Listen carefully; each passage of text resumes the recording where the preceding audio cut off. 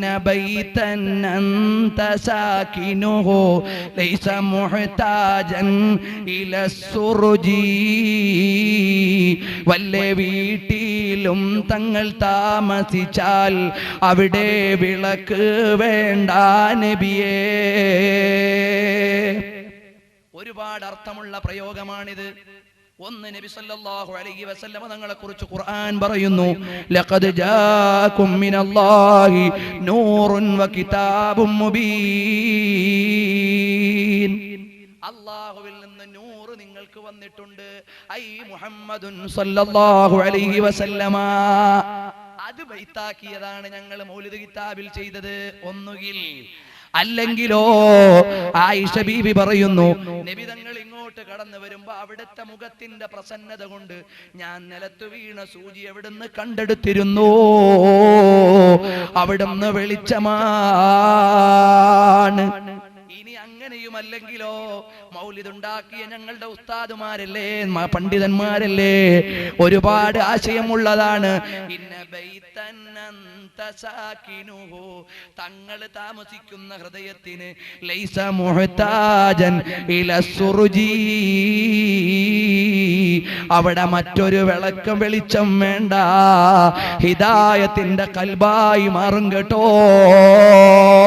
ഗസാലി ഇമാം തങ്ങളോ അവിടുന്ന് പറഞ്ഞിട്ടുണ്ട്, ലാ തദ്ഖുലു മലായികത്തുർ റഹ്മാ ഫീ ബൈതിൻ ഫീ കൽബും വസൂറാ.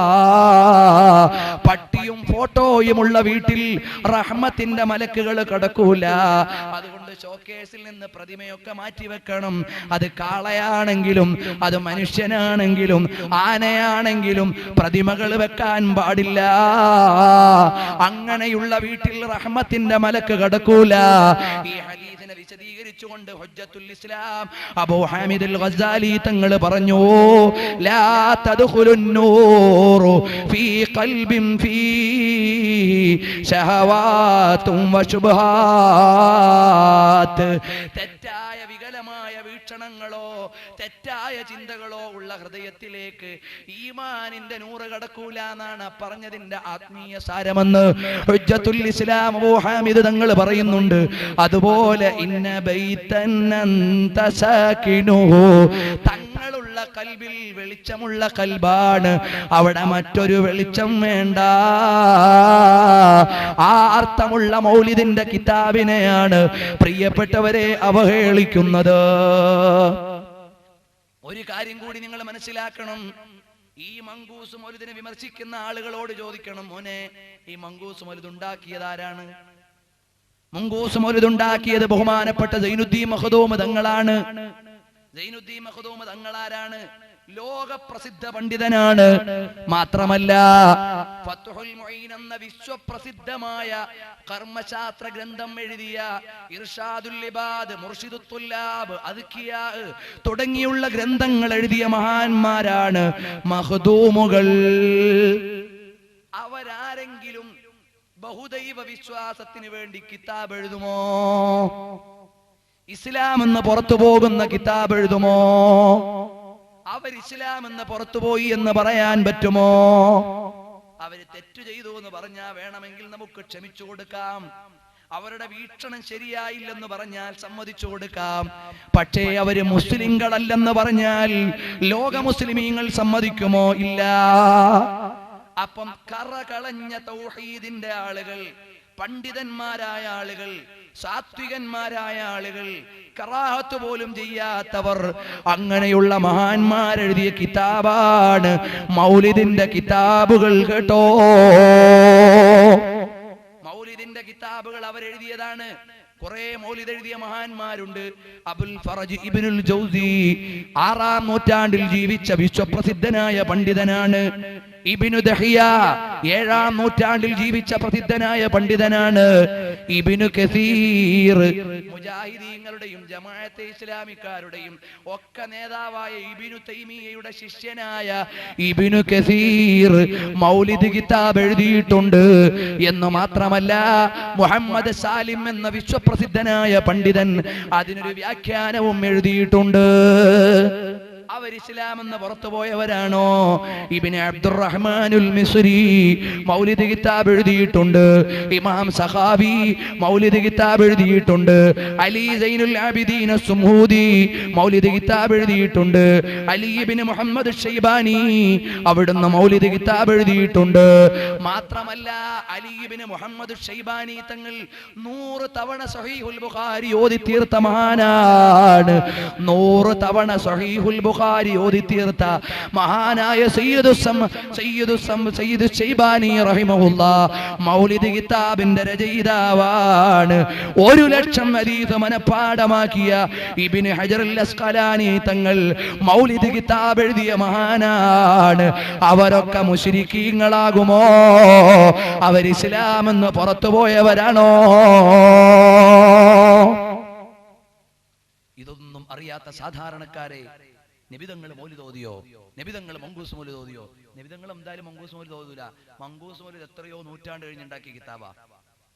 അങ്ങനെയാണെങ്കിൽ നബിതങ്ങൾ സഹീഹുൽ ബുഖാരി ഓതിയോ? ഇല്ല. ഏതെങ്കിലും സ്വഹാബി സഹീഹുൽ ബുഖാരി ഓതിയിട്ടുണ്ടോ? ഇല്ല. ഇമാം ബുഖാരി തങ്ങൾ സ്വഹാബികളുടെ കാലം കഴിഞ്ഞു ജനിച്ച മഹാനാണ്. ആ മഹാൻ ഉണ്ടാക്കിയ കിതാബാണ് സഹീഹുൽ ബുഖാരി. അതൊരൊറ്റ സ്വഹാബിയും ഓതിയിട്ടില്ല, നബിതങ്ങൾ ഓതിയിട്ടില്ല. അതുകൊണ്ട് അത് ഇസ്ലാമിൽ പെട്ടില്ല എന്ന് പറയാൻ പറ്റുമോ? പറ്റില്ല. അപ്പോൾ ബാലിശമായ വാദങ്ങളെ കൊണ്ട് ഒരു സമുദായത്തെ ശിർക്കിലേക്ക് അഥവാ ബഹുദൈവാരാധനയിലേക്ക് തള്ളിക്കളയുക എന്ന വിനോദമാണ് ഈ പുത്തൻ പ്രസ്ഥാനക്കാർ വെച്ചു പുലർത്തുന്നത്. കേവലം അവരെവിടെ കൈകെട്ടി എന്നുള്ളതല്ല നമ്മുടെ തർക്കം. മരിച്ച വീട്ടിൽ ഖുർആൻ ഓതിയില്ല എന്നുള്ളതല്ല അവിടെ തർക്കം. അടിസ്ഥാന തർക്കം ഇവിടെയുള്ള മുസ്ലിമീങ്ങൾ മുശ്രിക്കീങ്ങളാണ്, ബഹുദൈവ വിശ്വാസികളാണ് എന്ന് അവർ വിശ്വസിക്കുന്നു. ആ വിശ്വാസം തെറ്റാണ്. ബഹുദൈവ വിശ്വാസികളാണെന്ന് അവർ തള്ളുന്നു. മാത്രമല്ല നബി സല്ലല്ലാഹു അലൈഹി വസല്ലമ തങ്ങളെ മഹബ്ബത്ത് വെച്ചതിന്റെ പേരിൽ, അവിടുത്തെയുടെ പ്രകീർത്തനം ആലപിച്ചതിന്റെ പേരിൽ മുസ്ലിം ലോകത്തെ മുഴുവനും അവര് തള്ളുന്നു. ഇനിയും 1-2 കാര്യങ്ങൾ കൂടി ഓർമ്മപ്പെടുത്തി ഞാൻ നിർത്താം. ഇൻഷാ അല്ലാഹ് മറ്റു കാര്യങ്ങൾ പിന്നീട് പറയാം. എന്നിട്ട് ഇവര് സാധാരണ പറയും, വിദേശ രാജ്യത്തൊന്നും മൗലിദില്ലല്ലോ, മക്കത്ത് മൗലിദുണ്ടോ, മദീനത്ത് മൗലിദുണ്ടോ, അറബ് രാജ്യത്ത് മൗലിദുണ്ടോ, നിബിധങ്ങൾ ജീവിച്ച നാട്ടിൽ മൗലിദില്ലല്ലോ എന്നൊരു വാദം സാധാരണക്കാരെ പഴപ്പിക്കാൻ വേണ്ടി പറയാറുണ്ട്. പറയട്ടെ.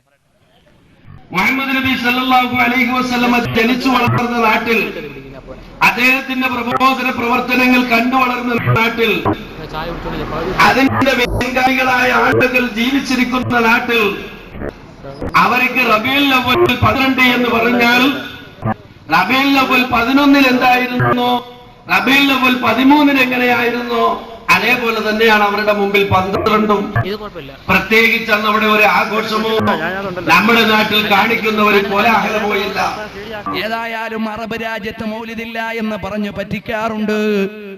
ഇവിടെ എനിക്ക് പറയാനുള്ളത്, അള്ളാഹുവിന്റെ തൗഫീഖ് കൊണ്ട് സൗദി അറേബ്യയിലും UAE-യിലും ഖത്തറിലും മലേഷ്യയിലും സിംഗപ്പൂരിലും പോലെയുള്ള രാജ്യങ്ങളിലെല്ലാം മൗലിദിന്റെ മജ്ലിസിൽ സാധുവായ ഞാൻ തന്നെ നേരിട്ട് പങ്കെടുക്കാൻ അവസരം ലഭിച്ചിട്ടുണ്ട്. ഒരുപാട് വിദേശ രാജ്യങ്ങളിൽ മഹാന്മാരായ പണ്ഡിതന്മാരുടെ സാന്നിധ്യത്തിൽ മൗലിദിന്റെ മജ്ലിസിൽ ഞാൻ പങ്കെടുത്തിട്ടുണ്ട്. അതിനു പുറമെ UAE-യിലെ ഭരണാധികാരി Zayed bin Sultan Al Nahyan മൗലിദ് ഓതുന്നത് നിങ്ങൾക്ക് കാണാം.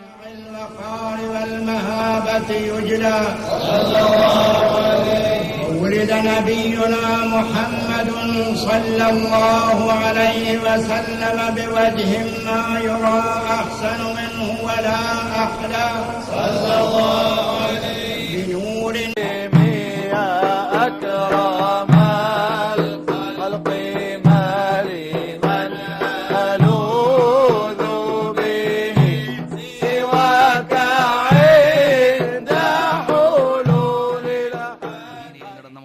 മലേഷ്യയിൽ നടന്ന മൗലിദ് അതെല്ലാം നമ്മുടെ കയ്യിൽ സൂക്ഷിപ്പുണ്ട്.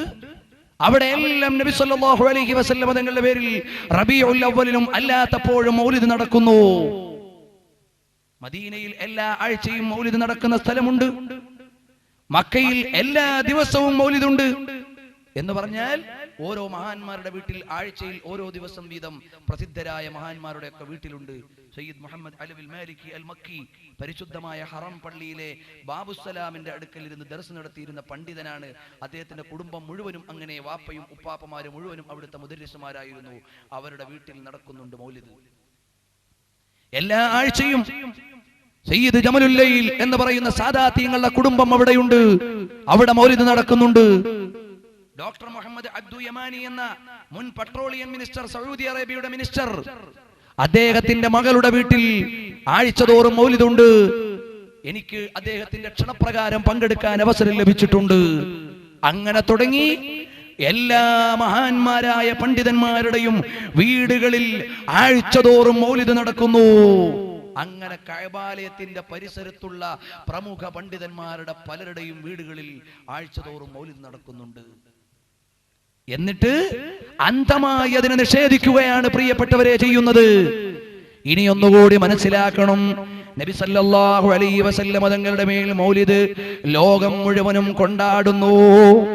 ഇനിയോ നബി സല്ലല്ലാഹു അലൈഹി വസല്ലം തങ്ങൾ ജനിച്ച രാവ്, അതിന് മഹത്വമുണ്ടെന്നതിന്റെ പേരിൽ അതാ മുസ്ലിം ലോകത്തെ മുജാഹിദുകൾ അപകീർത്തിപ്പെടുത്തുന്നത് കണ്ടോളൂ.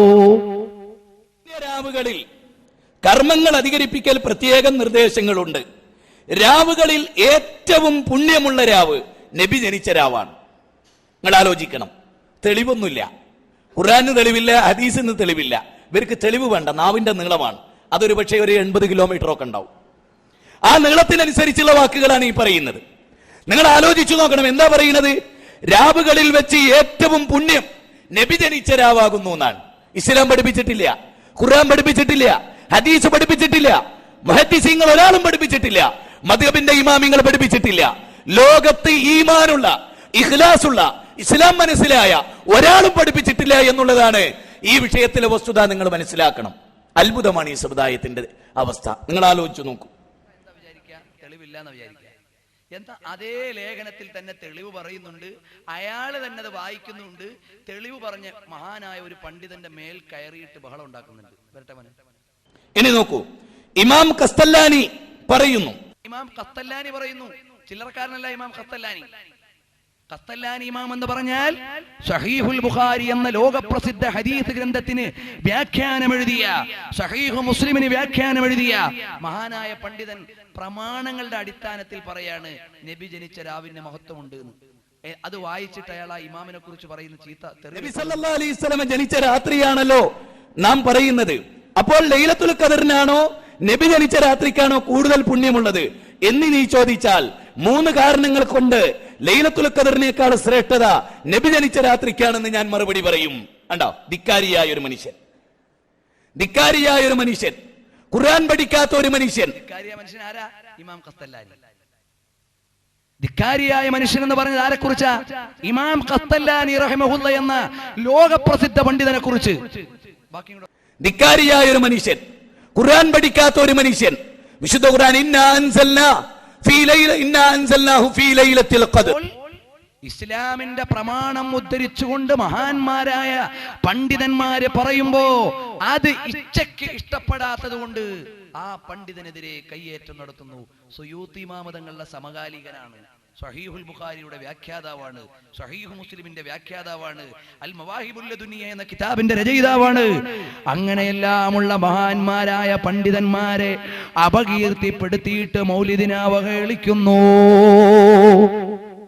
ഇനി നമ്മൾ മനസ്സിലാക്കേണ്ടത്, നബി ജനിച്ച രാവിന്റെ മഹത്വമുണ്ടോ? അതേ ഉണ്ട്. മഹാന്മാരാര് പറഞ്ഞു? ജനൽ ജന്നതൈൻ ഫീ ഫളിൽ ലൈലതൈൻ എന്നൊരു കിതാബ് തന്നെ ഈ വിഷയത്തിൽ ഇമാമുകൾ എഴുതിയിട്ടുണ്ട്. കാരണം ലൈലത്തുൽ ഖദർ നമ്മുടെ ഉമ്മത്തിന് മാത്രമുള്ളതാണ്. നബി സല്ലല്ലാഹു അലൈഹി വസല്ലം തങ്ങളോ റഹ്മത്തുൽ ലിൽ ആലമീൻ, ലോകത്തിന് മുഴുവനും കാരുണ്യമാണ് എന്ന നിലയ്ക്ക് നബി ജനിച്ച രാവിന്റെ മഹത്വമുണ്ട്. അങ്ങനെ കാരണങ്ങൾ 23 കാരണങ്ങൾ ജനൽ ജന്നതൈൻ ഫീ ഫളിൽ ലൈലതൈൻ എന്ന കിതാബിൽ നബിതങ്ങൾ ജനിച്ച രാവിന്റെ മഹത്വം വിശദീകരിക്കാൻ ഇമാമുകൾ എഴുതി വെക്കുമ്പോ അതിനെ മുഴുവനും അവഗണിച്ചിട്ടാണ് പറഞ്ഞ ഇമാമുകളുടെ മുകളിൽ കയറുന്നു. ഇനി ഒരു കാര്യം കൂടി നിങ്ങൾ മനസ്സിലാക്കണം. നമ്മൾ മൗലിദ് ഓതുന്ന സമയത്ത് വറുവിയ അന്ന ആമിന റളിയല്ലാഹു അൻഹ എന്ന് പറയാറുണ്ട്, അബ്ദുല്ലാഹി റളിയല്ലാഹു അൻഹു എന്ന് പറയാറുണ്ട്. എന്നാൽ നബി സല്ലല്ലാഹു അലൈഹി വസല്ലം തങ്ങളുടെ വാപ്പയും ഉമ്മയും സ്വർഗത്തിലല്ല നരകത്തിലാണെന്ന് മുജാഹിദുകൾ പ്രസംഗിക്കുന്നു, പ്രചരിപ്പിക്കുന്നു, എഴുതുന്നു.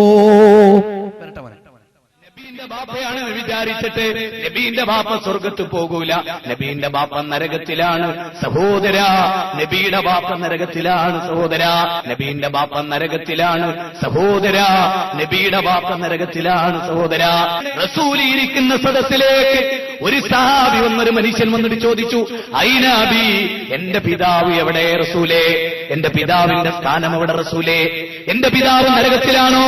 അല്ല, എന്റെ പിതാവ് നരകത്തിലാണോ? എന്റെ പിതാവ് സ്വർഗത്തിലാണോ? ഐനാബി, റസൂല് പറഞ്ഞു, ഫിന്നാർ, നിന്റെ ബാപ്പ നരകത്തിലാണ്, നിന്റെ ബാപ്പ നരകത്തിലാണ്. വിതിമ്പിക്കരഞ്ഞുകൊണ്ട് കണ്ണുനീർ വാർച്ചുകൊണ്ട് ആ മനുഷ്യൻ നടന്നുപോയി സഹോദര. ആ മനുഷ്യൻ നടന്നുപോയപ്പോ അല്ലാഹുവിന്റെ റസൂല് ആ സഹാബിയെ തിരിച്ചു വിളിച്ചു. അല്ലാഹു ഒരു സന്ദർഭമുണ്ടാക്കിയതാണ് ഇത് പറയാൻ, ഇത് പഠിപ്പിക്കാൻ, ഇത് ഉണർത്താൻ, ഇത് ലോകം അംഗീകരിക്കാൻ, ഇത് ലോകത്തെ പഠിപ്പിക്കാൻ. നബിയുടെ ബാപ്പയായിട്ട് കാര്യമില്ല, നബിയുടെ ഭാര്യയായിട്ട് കാര്യമില്ല, നബിയുടെ മകളായിട്ട് കാര്യമില്ല. നല്ലത് ചെയ്യണേ, വിശ്വസിക്കണേ, അമല് ചെയ്യണേ, അല്ലാഹുവിനെ മനസ്സിലാക്കണേ, റസൂലിനെ ഉൾക്കൊള്ളണേ, പരലോകത്തിൽ വിശ്വസിക്കണേ, എങ്കിലേ സ്വർഗം കിട്ടൂ എന്ന് പഠിപ്പിക്കാൻ അല്ലാഹുവിന്റെ റസൂലിലൂടെ മഹത്തായ ഒരു സംഭവം അല്ലാഹു ഉണ്ടാക്കുകയാണ്. ആ സംഭവം എന്താണ്? റസൂലിന്റെ മുമ്പിൽ വന്നിട്ട് ഐനാബി, എന്റെ പിതാവ് എവിടെ നബിയേ എന്ന് ചോദിക്കുന്നു. പ്രിയപ്പെട്ടവരെ, റസൂല് ആ മനുഷ്യനെ തിരിച്ചു വിളിച്ചിട്ട് പറഞ്ഞു, അബീ വ അബാക ഫിന്നാർ, അബീ വ അബാക ഫിന്നാർ, എന്റെ ബാപ്പയും നിന്റെ ബാപ്പയും നരകത്തിലാണ്. നിങ്ങൾക്കറിയുമോ സഹോദര, ഇമാം മുസ്ലിം റിപ്പോർട്ട് ചെയ്ത സഹിഹായ ഹദീസാണ്, ഇമാം നവവി വിശദീകരിച്ച ഹദീസാണ്, വിശ്വപ്രസിദ്ധ മുഹദ്ദിസീങ്ങൾ റിപ്പോർട്ട് ചെയ്ത മഹത്തായ ഹദീസാണ് സഹോദര. ഈ ഹദീസ് റിപ്പോർട്ട് ചെയ്തിട്ട് ഇമാം നവവി പറയാണ്, മുശ്രിക്കിന്റെ ഖബർ സന്ദർശിക്കാന്ന് ഈ ഹദീസ് തെളിവാണ്. അപ്പൊ ഇമാം നവവി എന്താ പറഞ്ഞേ? നബീന്റെ ഉമ്മ മുശ്രിക്കത്താണ്. അപ്പോൾ നബി സല്ലല്ലാഹു അലൈഹി വസല്ലം തങ്ങളുടെ വാപ്പയും ഉമ്മയും നരകത്തിലാണ് എന്ന് മുജാഹിദുകൾ വിശ്വസിക്കുന്നു, പ്രസംഗിക്കുന്നു, പ്രചരിപ്പിക്കുന്നു. അത് അടിസ്ഥാനമില്ലാത്ത വാദമാണ്. നബി സല്ലല്ലാഹു അലൈഹി വസല്ലം നമ്മളെല്ലാം രക്ഷപ്പെടുത്തി സ്വർഗത്തിൽ പോകാൻ വേണ്ടി വന്നിട്ട് ആ നബി തങ്ങളുടെ വാപ്പയും ഉമ്മയും സ്വർഗത്തിലല്ലെന്ന് പറയാൻ സാമാന്യ ബുദ്ധി സമ്മതിക്കുമോ? നിങ്ങൾ പറ. നമ്മളെല്ലാം മുൻജിൽ ഖലായിഖി മിൻ ജഹന്നമ ഫീ ഗദീ, നാളെ ശഫാഅത്ത് ചെയ്ത് നമ്മളെ മുഴുവനും സ്വർഗത്തിലേക്ക് കൊണ്ടുപോകുന്ന നബിതങ്ങൾ ഉമ്മത്തിൽപ്പെട്ട ഒരാള് നരകത്തിൽ കിടന്ന് കരയുന്നത് കണ്ടാൽ ലിവാഉൽ ഹംദ് മാറ്റിവെച്ചിട്ട് ശുപാർശയ്ക്ക് വേണ്ടി ഇറങ്ങി വരുന്ന മുഹമ്മദ് മുസ്തഫ സല്ലല്ലാഹു അലൈഹി വസല്ലം തങ്ങൾക്ക് ജന്മം കൊടുത്ത വാപ്പയും അവിടുത്തെ പേറി നടന്ന ഉമ്മയും നരകത്തിലാകുമോ? മഅദല്ലാഹ്. ഈ വിഷയത്തിൽ 12 ഗ്രന്ഥങ്ങൾ ബഹുമാനപ്പെട്ട ഇമാം സുയൂത്തി റഹിമഹുല്ല എഴുതിയിട്ടുണ്ട്. അവര് സ്വർഗത്തിലാണെന്ന വിഷയം സമർത്ഥിച്ചുകൊണ്ട് 12 ഗ്രന്ഥങ്ങൾ ബഹുമാനപ്പെട്ട ഇമാം ഹാഫിദ് സുയൂത്തി എഴുതിയിട്ടുണ്ട്. മാത്രമല്ല വതഖല്ലുബക ഫിസ്സാജിദീൻ, നബിയെ തങ്ങളുടെ ബീജവും തങ്ങളുടെ തങ്ങൾക്ക് ജന്മം നൽകിയ ഗർഭാശയങ്ങളും മിൻ സാജിദിൻ ഇലാ സാജിദിൻ, അല്ലാഹുവിന് സുജൂദ് ചെയ്ത ഒരു മനുഷ്യന്റെ മുതുകിൽ നിന്ന് അല്ലാഹുവിന് സുജൂദ് ചെയ്യുന്ന ഒരു ഉമ്മാന്റെ ഗർഭാശയത്തിലേക്ക് എന്ന നിലക്കാണ് അവിടുത്തെ പരമ്പരയുള്ളതെന്ന് ഖുർആനിന്റെ ആശയം വിശദീകരിച്ചുകൊണ്ട് ഇമാം സുയൂത്തി റഹിമഹുല്ല പറയുന്നുണ്ട്. എന്നിട്ടാണ് ആ നബി സല്ലല്ലാഹു അലൈഹി വസല്ലം തങ്ങളെ കൊച്ചാക്കുന്നത്. എന്നാൽ ഇയാൾ ഒരു സത്യം പറയുന്നുണ്ട്. എന്താണെന്നറിയോ? നബി സല്ലല്ലാഹു അലൈഹി വസല്ലം വഹാബി അല്ല എന്ന് അയാൾ പറയുന്നുണ്ട്. നബി സല്ലല്ലാഹു അലൈഹി വസല്ലം ആരാ? സുന്നിയാ. അയാൾ എന്നൊന്ന് പറയട്ടെ നമുക്കൊരു സമാധാനത്തിന്. സത്യത്തിൽ നിങ്ങൾ ആലോചിച്ച് നോക്ക്, നബി സല്ലല്ലാഹു അലൈഹി വസല്ലം ഒരു വഹാബിയ അല്ലല്ലോ, അല്ലല്ലോ. നബി സല്ലല്ലാഹു അലൈഹി വസല്ലം ഒരു സുന്നിയായിരുന്നു. ഞാൻ ആ അഭിപ്രായക്കാരനാണ്. എല്ലാവരും അഭിപ്രായക്കാരാണ്. നബി സല്ലല്ലാഹു അലൈഹി വസല്ലം തങ്ങൾ അഹ്ലുസുന്നത്തി വൽ ജമാഅത്തിന്റെ അഥവാ നമ്മുടെ നേതാവാണ് സയ്യിദി മുഹമ്മദുർ റസൂലുള്ളാഹ് സല്ലല്ലാഹു അലൈഹി വസല്ലം. അപ്പൊ മുജാഹിദീങ്ങൾക്ക് ഒരു നേതാവ് വേണ്ടേ? മുജാഹിദീങ്ങൾക്ക് ഒരു നേതാവ് വേണമല്ലോ. അതാരാണ്? അയാൾ തന്നെ പറയും. മുജാഹിദീങ്ങൾക്ക് ഒരു നേതാവ് വേണം. നമുക്ക് നേതാവ് നബി സല്ലല്ലാഹു അലൈഹി വസല്ലം തങ്ങളാണ്. എന്നാൽ മുജാഹിദുകളുടെ നേതാവ് ആരാണ്? ഞങ്ങളുടെ നേതാവ് എ പി അബ്ദുൽ ഖാദർ മെലിഞ്ഞ് കറുത്തിട്ടൊരു മനുഷ്യനാണ്. മെലിഞ്ഞ് കറുത്തിട്ടൊരു മനുഷ്യൻ ഊതിയ പറഞ്ഞു. അങ്ങനത്തെ ഒരു മനുഷ്യൻ, യാതൊരു ജാടയില്ല, തലപ്പാവിന്റെ ഊക്കില്ല, ജുബ്ബക്കുപ്പായത്തിന്റെ ഊക്കില്ല, അല്ലേ, കോടിക്കണക്കിന് ഉറുപ്പിന്റെ കാറില്ല, തക്ബീറുകളില്ല, നാടൻ മനുഷ്യൻ. അങ്ങനെ ഒരു നാടൻ മനുഷ്യന്റെ അനുയായികളാണ് ഞങ്ങളൊക്കെ, അല്ലേ? അപ്പോ നബി സല്ലല്ലാഹു അലൈഹി വസല്ലം തങ്ങളുടെ അനുയായികളായ മുസ്ലിമീങ്ങൾ അല്ലാഹുവിന്റെ റസൂലിന്റെ മദ്ഹ് കേട്ടുകൊണ്ട് സന്തോഷിക്കുന്നു. നബി സല്ലല്ലാഹു അലൈഹി വസല്ലം തങ്ങളുടെ അനുയായികൾക്ക് മൗലിദ് ഓതാനുള്ളത് ആരുടേതാണ്? നബിയുടേതാണ് മൗലിദ്. മുജാഹിദീങ്ങൾക്കോ അവരുടെ നേതാവിന്റെ മൗലിദുണ്ട്, അത് ഓതുന്നതിൽ അവർക്ക് തെറ്റില്ല. വക്കം മൗലവിയുടെ മൗലിദ് അവർ ചൊല്ലുന്നത് നിങ്ങൾ കേട്ടോളൂ. വക്കം മൗലവി കേയം മൗലവി ചരിച്ച സരണി വെടിഞ്ഞു, മഹാരഥന്മാർ സഹിച്ച ത്യാഗ കഥകൾ പാടി മറന്നു. വക്കം മൗലവി കേയം മൗലവി ചരിച്ച സരണി വെടിഞ്ഞു. അപ്പോ നബി സല്ലല്ലാഹു അലൈഹി വസല്ലം തങ്ങളുടെ നേതൃത്വത്തിലുള്ള ലോക മുസ്ലിമീങ്ങൾ മുഴുവനും അവിടുത്തെ ജന്മദിനം വരുമ്പോ ഉലിദൽ ഹബീബു സയ്യിദുൽ മുതഅബ്ബിദു വന്നൂറു മിൻ വജനാതിഹി യതവഖദു.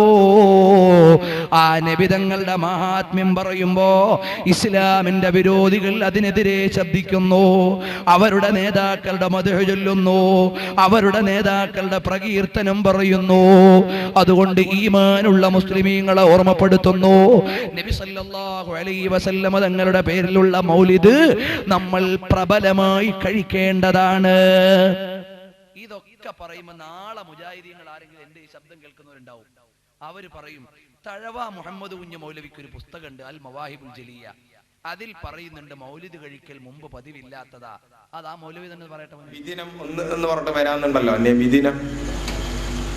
ഒരുപാട് വിശദീകരിക്കാനൊന്നും സമയമില്ല, ഏകദേശം മടുത്ത്, എനിക്കും മടുത്ത്, നിങ്ങൾക്കും മടുത്ത്. റസൂലുള്ളാഹിന്റെ കാലത്ത് നബിദിനില്ലായിരുന്നു. നമ്മൾ വെറുതെ അങ്ങ് പറയും, നിങ്ങൾ അങ്ങനെ എന്തെല്ലോ പറയുന്നത്. പ്രിയപ്പെട്ടവരെ, റസൂലുള്ളാഹിന്റെ കാലത്തില്ല എന്ന് നമ്മളല്ല പറയുന്നത്, സഹാബത്തിന്റെ കാലത്തില്ല എന്ന് നമ്മളല്ല പറയുന്നത്, തബഅത്താബഈകളുടെ കാലത്തില്ല എന്ന് നമ്മൾ മാത്രമല്ല പറയുന്നത്, ഇവര് പോലും അംഗീകരിക്കുന്ന താഴ്വ അല്ലെ, എല്ലാരും കേട്ടല്ലേ, മൗലിദ് കഴിക്കല് മുമ്പ് പതിവില്ലാത്തതാ, അത് ഹിജ്റ 300 ശേഷം വന്നതാ എന്നും സഹാബി പറഞ്ഞതായി കാണുന്നതാ, അത് ഹലവി 1-ാം ഭാഗമില് നോക്കേണ്ടതാ. മൗലിദ് കഴിക്കാന്ന് പറയുന്ന ആളോട്ടോ ഇത്, പക്ഷെ അത് റസൂലിന്റെ കാലത്തില്ലായിരുന്നു. അവർക്ക് ഇത് കേട്ടാൽ ബഹുമാനപ്പെട്ട തഴവ ഉസ്താദ് മൗലിദിനെ എതിർത്തയാളാണ് എന്ന് വരുത്തി തീർക്കാനാണ് ആ മവാഹിബുൽ ജലിയാണിത്. അവരെന്ത് ചെയ്തു? ഇതിന്റെ ആദ്യ ഭാഗം മാത്രം വായിച്ചിട്ട് ബാക്കിയും കട്ടുകളഞ്ഞു. ഫുള്ള് നമ്മൾ വായിക്കും ഇൻഷാ അല്ലാഹ്.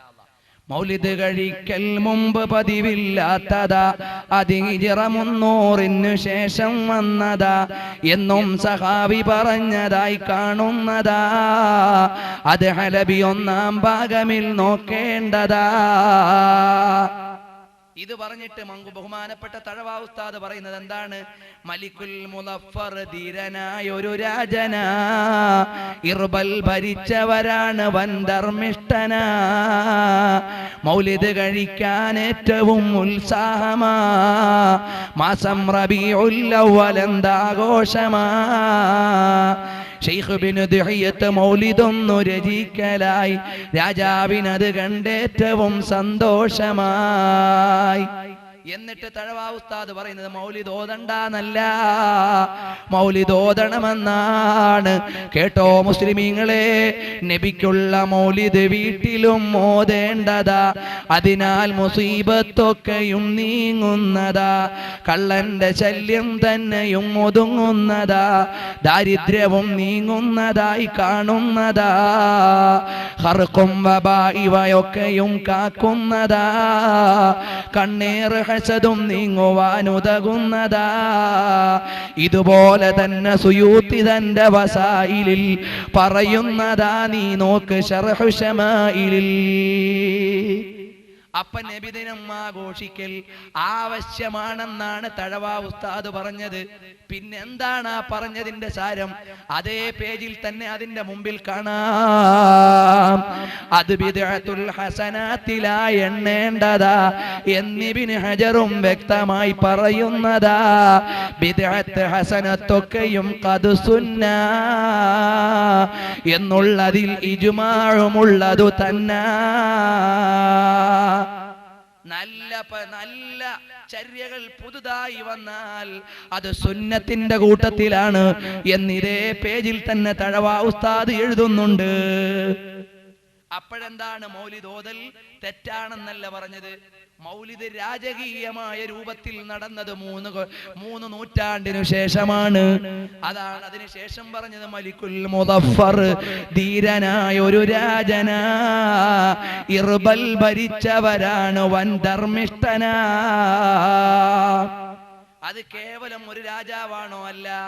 അയാൾ ആരാണെന്ന് മുജാഹിദിന്റെ നേതാക്കൾ അംഗീകരിക്കുന്ന ഇബ്നു കസീർ എന്ന് പറയുന്നയാൾ അൽ ബിദായ വന്നിഹായ 13-ാം വാള്യം 181-ാമത്തെ പേജിൽ എഴുതുന്നു, അവർക്ക് കൂടി നന്നാവാനാണ് ഞാൻ ഇത് വായിക്കുന്നത്, മുഅ്മിനീങ്ങൾക്ക് ഇതിന്റെ ആവശ്യമില്ല.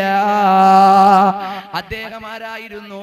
അവിടുന്ന് അൽ മലിക്കുൽ മുദഫർ അബി സഊദുൽ കൂക്കുബരി എന്ന് പറയുന്ന ആളാരായിരുന്നു? അദ്ദേഹം നല്ല മനുഷ്യനായിരുന്നു എന്ന് എഴുതുകയാണ്. വകാന യഅമലുൽ മൗലിദ ശരീഫ ഫീ റബീഉൽ അവ്വൽ, റബീഉൽ അവ്വലിൽ മൗലിദ് സംഘടിപ്പിച്ച ആളായിരുന്നു. വയഹ്തഫിലു ബിഹി ഇഹ്തിഫാലൻ ഹായില, പ്രൗഢമായ മജ്ലിസ് സംഘടിപ്പിക്കും. വകാന മഅ ദാലിക ശഹ്മൻ ശുജാഅൻ ഫാതികൻ ബത്ലൻ ആഖിലൻ ആലിമൻ ആദിലൻ റഹിമഹുല്ലാഹു വഅക്രമ മസ്വാഹ്.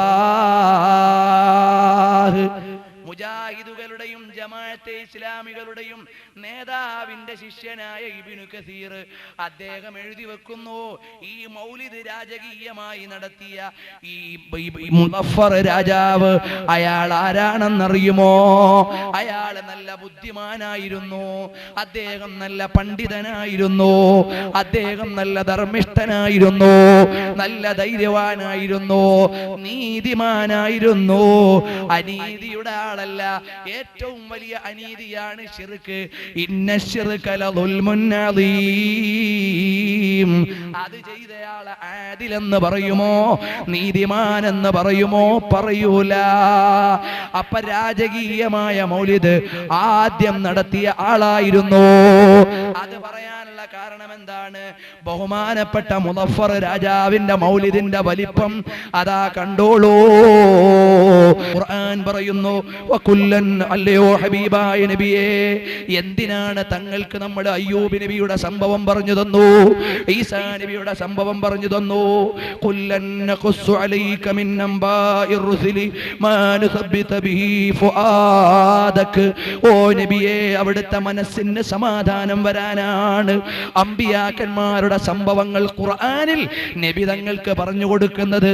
അങ്ങനെയാണെങ്കിൽ റസൂലുള്ളാഹിന്റെ മൗലിദ് ഓതുമ്പോൾ മുഅ്മിനീങ്ങൾക്ക് ഈമാൻ വർദ്ധിക്കും, റസൂലുള്ളാഹി തങ്ങളോട് മഹബ്ബത്ത് വർദ്ധിക്കും. അതുകൊണ്ട് മുഅ്മിനീങ്ങളെ, റസൂലുള്ളാഹി തങ്ങളുടെ ജീവചരിത്രം വായിക്കണം. റബീഉൽ അവ്വൽ മാസം വരുമ്പോൾ നബി തങ്ങളുടെ പ്രകീർത്തനം നടത്തണം. അത് സ്വഹാബികൾ ചെയ്തതാണ്, മുൻഗാമികൾ പഠിപ്പിച്ചതാണ്. അതിന്റെ ശൈലിയിൽ കാലോചിതമായ മാറ്റം വന്നു. അത് പണ്ഡിതന്മാര് മുഴുവനും ഏകോപിതമായി അംഗീകരിച്ചതാണ്. അതുകൊണ്ട് അതിനെതിരെ വരുന്ന വാദങ്ങളിൽപ്പെട്ട് ഈമാൻ പണയം വെക്കണ്ട മുഅ്മിനീങ്ങളെ. ഇന്ന് ഈ വിഷയം തൽക്കാലം ഞാൻ ഇവിടെ നിർത്തുകയാണ്. വേണ്ടി വന്നാൽ ഇതിന്റെ വിശദാംശങ്ങൾ പിന്നീട് നമ്മൾ വേദി സംഘടിപ്പിക്കുന്നു.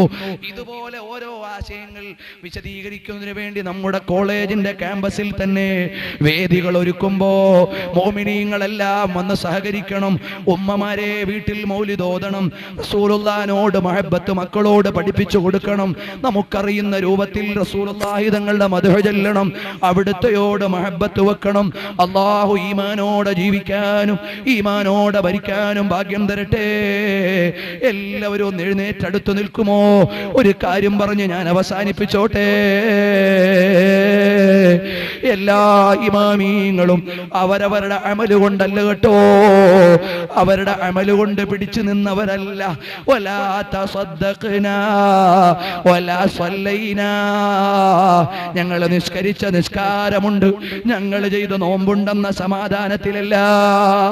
വലൈസ ലനാ ഇല്ലാ ഇലൈക ഫിറാറുനാ വലൈസ ഫിറാറുൻ നാസി ഇല്ലാ ഇലർ റുസുലി. എല്ലാ ആളുകളും അവരുടെ പ്രതീക്ഷ വെച്ചത് റസൂലുള്ളാഹിനോടുള്ള ബന്ധമാണ്. ബുസ്രി തങ്ങൾ പറഞ്ഞു, വമുൻദു അൽസംതു അഫ്കാരി മദഇഹു വജദ്തുഹു ലിഖലാസി ഖൈറ മുൽതസിമി. നബിതങ്ങളെ സ്നേഹിച്ചതു മുതൽ എല്ലാത്തിനും പരിഹാരം നബിതങ്ങൾ തന്നെ. ഫഇന്ന ലീ ദിമ്മതൻ മിൻഹു ബിതസ്മിയതി മുഹമ്മദൻ വഹുവ ഔ ഫൽ ഖൽഖി ബിദിമമി. അബൂ ഹനീഫ തങ്ങൾ 45 ലക്ഷം ഹദീസ് മനപ്പാഠമാക്കി. പക്ഷേ നബിതങ്ങളോട് ചെന്ന് അവലാതി പറഞ്ഞു. ഷാഫി ഇമാം തങ്ങൾ 45 ലക്ഷം ഹദീസ് മനപ്പാഠമാക്കി. 7-ാം വയസ്സിൽ ഖുർആൻ മനപ്പാഠമാക്കി. 10-ാം വയസ്സിൽ മുവത്ത മനപ്പാഠമാക്കി. ലോകപ്രസിദ്ധ പണ്ഡിതനായി മാറി. അവസാനം നബിതങ്ങളോട് അഭയം തേടുന്നു.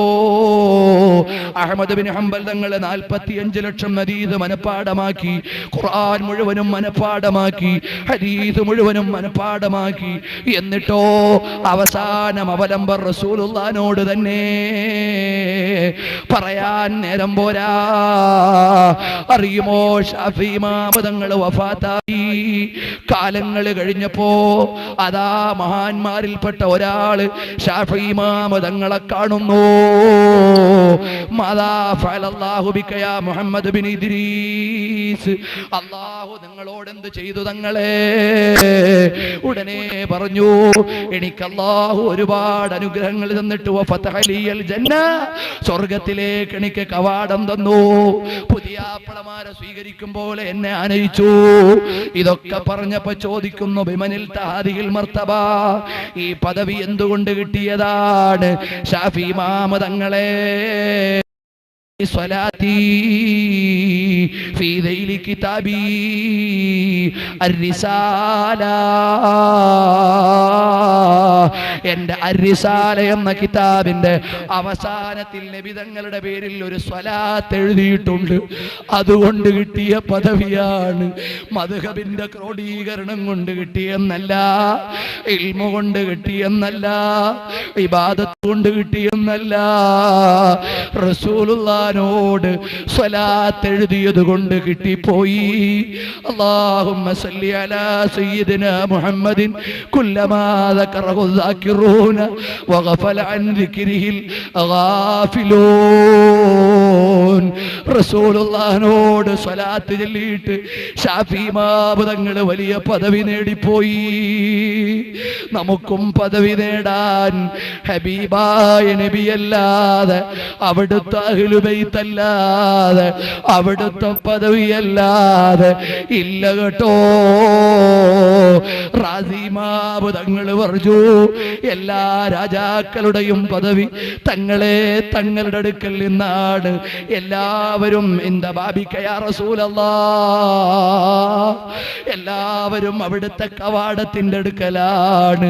അതുകൊണ്ട് എന്റെ ശബ്ദം ശ്രവിക്കുന്ന മോമിനീങ്ങളെ, റസൂലുള്ളാഹി സ്വല്ലല്ലാഹു അലൈഹി വസല്ലമ തങ്ങളെ പ്രേമിച്ചു കൊള്ളണം, സ്വലാത്ത് അധികരിപ്പിക്കണം, മൗലിദ് ചൊല്ലണം, നബി തങ്ങൾ പഠിപ്പിച്ച കാര്യങ്ങൾ പുലർത്തണം. കള്ളു കുടിക്കരുത്, വ്യഭിചാരം ചിന്തിക്കരുത്, നിസ്കാരം ഖളാക്കരുത്, തോന്നിവാസത്തിലേക്ക് പോകരുത്. ജീവിതം അല്ലാഹുവിന് വേണ്ടിയാകണം, യുവത്വം റബ്ബിന്റെ പൊരുത്തത്തിലാകണം, എല്ലാ സമയവും അല്ലാഹുവിന്റെ താഴത്തിലായി ജീവിക്കണം. അല്ലാഹു അതിന് തൗഫീഖ് നൽകട്ടെ. ബിബറകത്തി റസൂലില്ലാഹ് യാ അക്റമൽ ഖൽഖി മാ ലിമൻ അലൂദു ബിഹി സിവാക ഇൻദ ഹുലൂലിൽ ഹാദിസിൽ അമീമി മൗലായ دائما أبدا على حبيبك خير الخلق كلهم لعل رحمة ربنا يقسمها تأتي على حسب العصيان في القسم مولاي صل وسلم دائما أبدا على حبيبك خير الخلق كلهم